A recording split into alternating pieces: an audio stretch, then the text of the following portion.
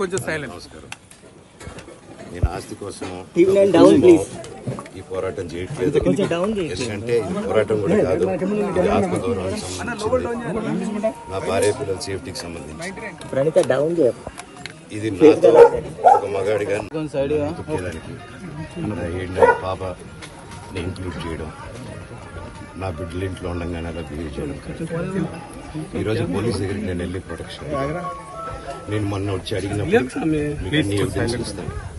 SI గారు ఇక్కడి నుంచి వచ్చి నేను ఇస్తాను సార్ ప్రొటెక్షన్ చూపించాను. బౌన్సర్లు అందరూ అక్కడ దాంతున్నారు, అది కొంచెం చూసి ఓకే సార్ ధైర్యం ఉండండి, మేము ఎక్కడికి వెళ్ళట్లేదని చెప్పి మాట్లాడి పారిపోయారు.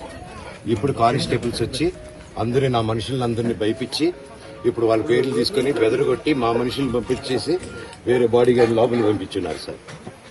ఏం జరిగిందండి అసలు? గొడవలు ఎందుకు జరిగాయి? మిమ్మల్ని ఎందుకు బయటకు వెళ్తున్నారు? ఎందుకు వన్ సైడ్ తీసుకుంటున్నారు? కంప్లైంట్ తీసుకున్న తర్వాత వాళ్ళకి ఏ అధికారం ఉంది? నా ప్రొటెక్ట్ చేసే మనుషుల్ని పంపించేదానికి అధికారం ఉంది. ప్రపంచంలో నా అందరినీ కలుస్తాను సార్, బయలుదేరి. మీ తండ్రి మీ మీద కేసు పెట్టారు కదా?